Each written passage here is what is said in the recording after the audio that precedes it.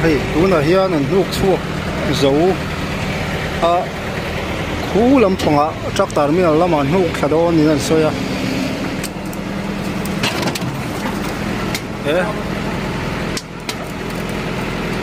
kuzuk mai lo ma le an kalkol vele hrim hrimanga an du tok don na na hei ho kan tum to kan video en tu te zong in chunga kan lom ma thina na